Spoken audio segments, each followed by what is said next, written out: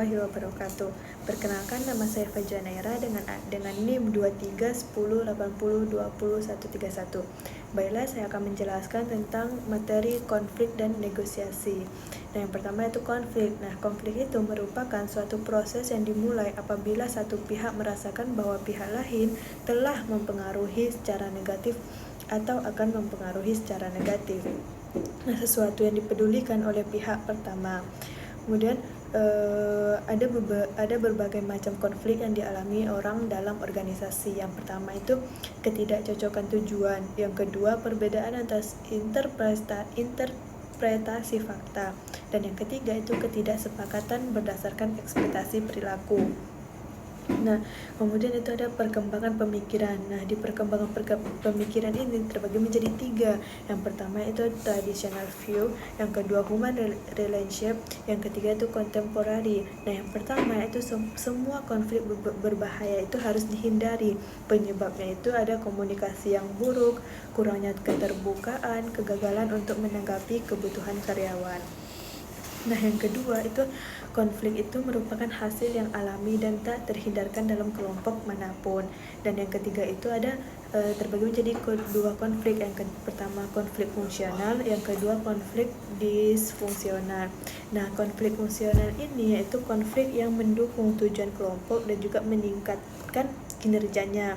Kemudian konflik disfungsional itu yaitu konflik yang menghambat kinerja kelompok. Kemudian ada lokus konflik. Nah, lokus konflik ini terbagi menjadi 3. Ada yang pertama itu konflik yang terjadi antara 2 orang. Yang kedua, konflik yang terjadi dalam kelompok atau tim. Dan yang ketiga itu konflik antara kelompok atau tim yang berbeda. Kemudian jenis-jenis konflik. Nah, jenis-jenis konflik ini ada 3. Yang pertama task konflik, yang kedua relationship konflik, yang ketiga proses konflik. Nah, task konflik ini yaitu merupakan konflik atas konten dan tujuan pekerjaan. Sedangkan relationship konflik itu konflik yang didasarkan pada hubungan interpersonal. Dan yang terakhir proses konflik itu merupakan konflik terhadap bagaimana pekerjaan itu akan dilakukan. Kemudian ada tahap-tahapannya. Yang pertama itu ada potensi pertentangan. Nah, yang dimana itu terbagi menjadi 3. Yang pertama communication, yang kedua structure, dan yang ketiga personal variable. Nah, kemudian tahap yang kedua itu ada kognisi dan personalisasi.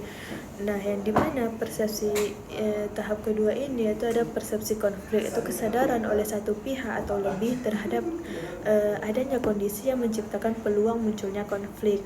Dan juga konflik yang dirasakan, yang dimana keterlibatan emosional dalam konflik yang menciptakan kecemasan, ketegangan, frustasi, dan juga permusuhan. Kemudian yaitu tahap ketiga.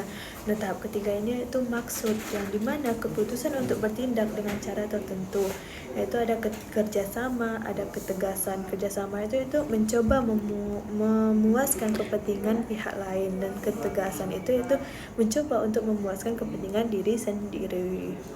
Kemudian itu tahap keempat itu perilaku. Nah, tahap perilaku ini itu merupakan proses interaksi yang dinamis.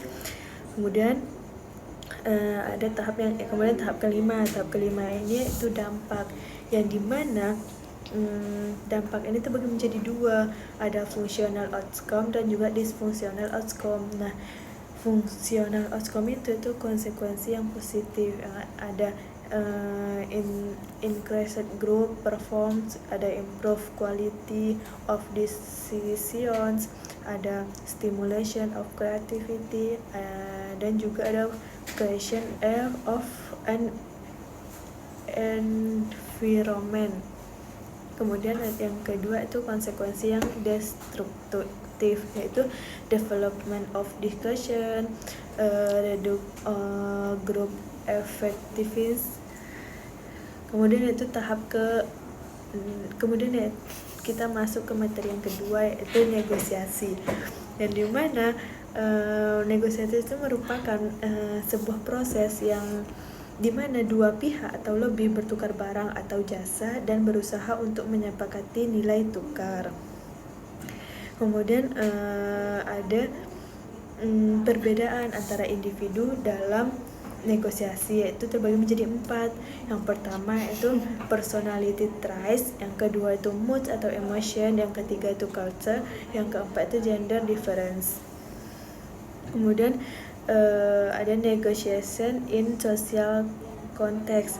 Nah, itu terbagi menjadi 2. Yang pertama social factor, yaitu reputation dan juga relationship. Yang kedua itu third party negotiation, yaitu ada mediator, ada arbitrator dan juga konsultan. Kemudian yaitu ada proses-proses dalam negosiasi. Nah, proses-proses di negosiasi ini ada 6. Yang pertama itu ada persiapan, yang kedua itu pembukaan, yang ketiga itu pertukaran informasi, yang keempat itu tawar-menawar, yang kelima itu kesepakatan, yang keenam dan yang terakhir itu ada implementasi dan evaluasi. Nah, yang pertama persiapan. Nah, persiapan itu yang dimana masing-masing pihak itu mengidentifikasi kepentingan, tujuan, dan juga batas minimal yang dapat diterima. Kemudian pembukaan. Nah, pembukaan itu yaitu pihak-pihak menyampaikan posisi dan juga harapan secara terbuka. Kemudian